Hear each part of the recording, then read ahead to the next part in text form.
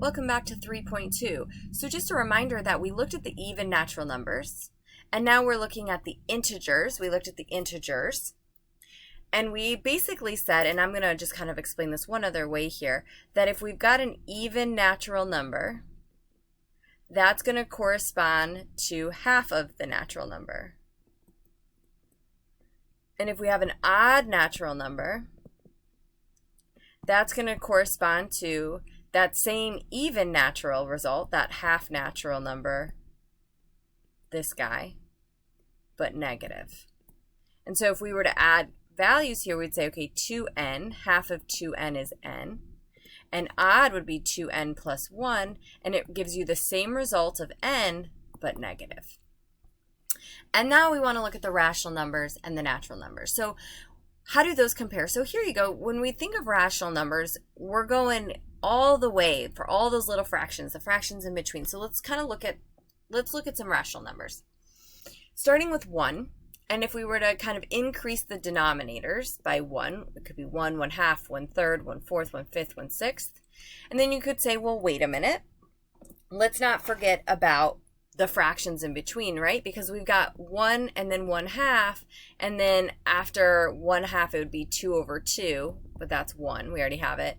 And then it would be, okay, we've gotten all the 2's, so now let's move to 3.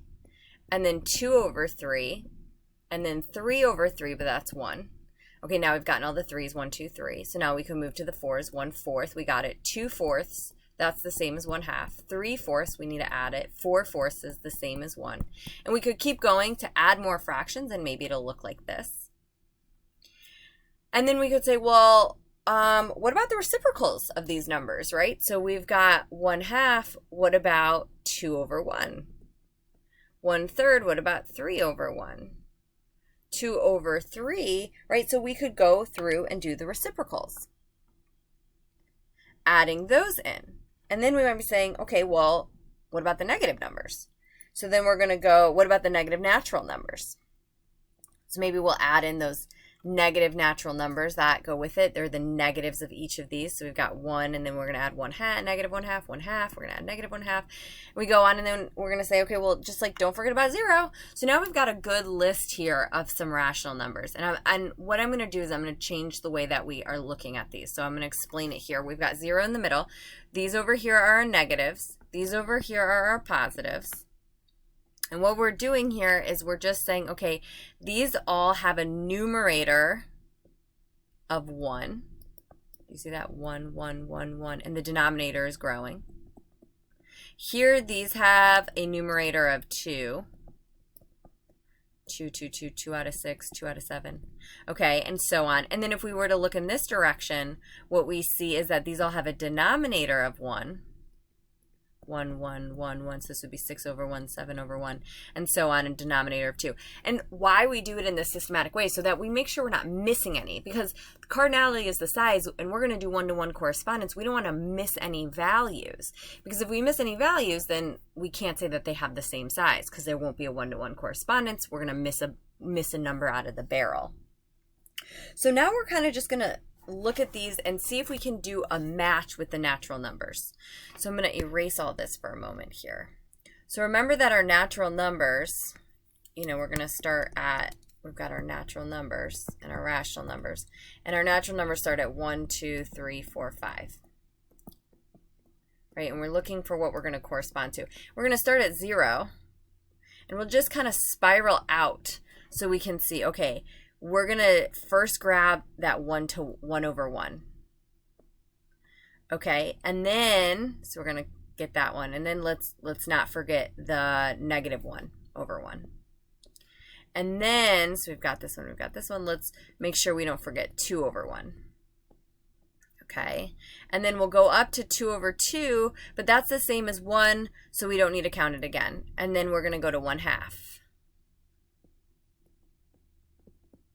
Okay, then we got that, and then let's go to -2. We don't have that yet.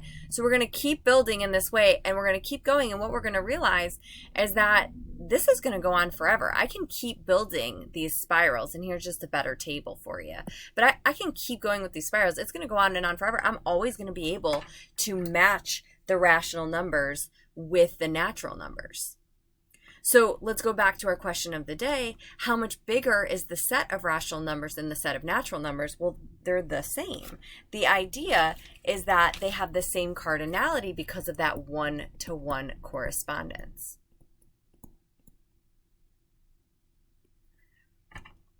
And how many fractions are there between 0 and 1? Well, there's infinitely many fractions. We can go on and on and on. And when we talk about between 0 and 1,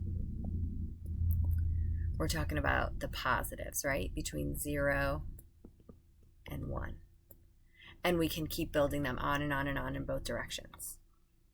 So now let's look at an application here. So consider if you have a barrel full of ping pong balls and you're going to remove the balls one at a time, one by one. How many balls are left when you're done? So just jot down a prediction, maybe think about what more information you would want, or if you think you can answer this question. So the book poses the ping pong ball conundrum. And the idea is that we've got this very large barrel center stage. And on this trough, lined up, we've got these ping pong balls with numbers. That's a 1, 2, 3, 4, 5, etc. And there's one ping pong ball for every natural number. So now we're going to do a mental experiment. The experiment is 1 minute. And in that time, we're going to perform an infinite number of tasks. And after 60 seconds, we stop. So let's look at task 1. With 60 seconds on the clock, in half that time, we're going to pour the first 10 ping pong balls into the large barrel. We're going to reach into the barrel, we're going to find the ping pong ball number 1 and remove it. So what do we have left? Okay, so we've got 9 left and we threw 1 away. Task 2, we have 30 seconds left. We're going to go a little faster, half the time remaining. We're going to dump the barrel the next 10 ping pong balls, so 11 through 20, and then we're going to scoop out number 2. So now we're left with 18 balls, and we've thrown 2 away, and we're going to keep going.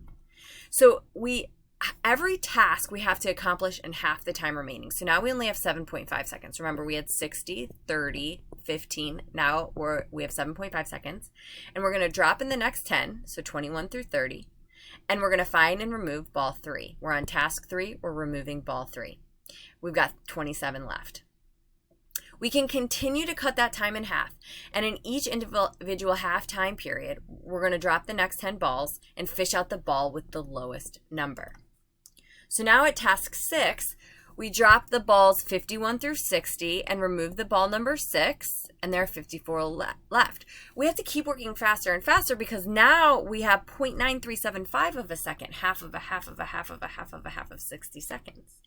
So when we look at these kind of remaining tasks, what do we see here? We see that obviously we have to move faster and faster and faster. And again, this is mental. It's not physically possible, but it's also physically impossible to have infinitely many ping pong balls. If we had infinitely many ping pong balls, we would not be here. They would squash us like bugs. So we're just exercising the mind here. So our experiment of the imagination, right? It lasts 1 minute. In 60 seconds, what's left in the barrel when we're done? So what do we see? Is it empty? Does it contain ping pong balls? Does it contain infinitely many? So I want you to pause here and think about how many ping pong balls are left in that barrel. Are there any left in that barrel, and why is that? And press play when you're ready to move on. So let's organize it here. So just recall here at task 1, we had half left, balls 1 through 10, and we grabbed 1. And we kind of keep going in this direction here. So do any ping pong balls remain in the barrel? And if so, name one. Okay, so let's think about it. If there's a ball remaining, we should be able to name it. So what is that number? What is the number of the ball in the barrel? Well, could it be number 5? Well, no, because that was taken out on that 5th task, right? Remember, we removed ball at task number 5, we removed the 5th ball. Okay, what about at task number 1000? Could there be ball 1000 in there? Well, no. At task 1000, I removed the 1000th ball. What about 5 bajillion 300? Well, no. At 5 bajillion 300th, I removed that ball. So what do we realize here? It can't be 5 because we know that it was removed at the 5th stage. It can't be this 45 million number because we removed it at that stage. So if we can't name any that remain, then the answer is none. And the idea is that because we could do infinitely many tasks over and over and over and over and over, the barrel will be empty because we can't name any balls that remain. So that's really hard to wrap our heads around. And the answer is it can be really tricky to even convince ourselves that the barrel is empty. But it does show the difference between finite and infinite. And so we did produce a 1-to-1 pairing between the intervals of half times, those stages, and the numbered balls, and we were able to pair them evenly. So again, our intuition based on finite collections is not always accurate. So we really have to go through reason as we play with these experiences and experiments to help us understand infinity. And that concludes section 3.2.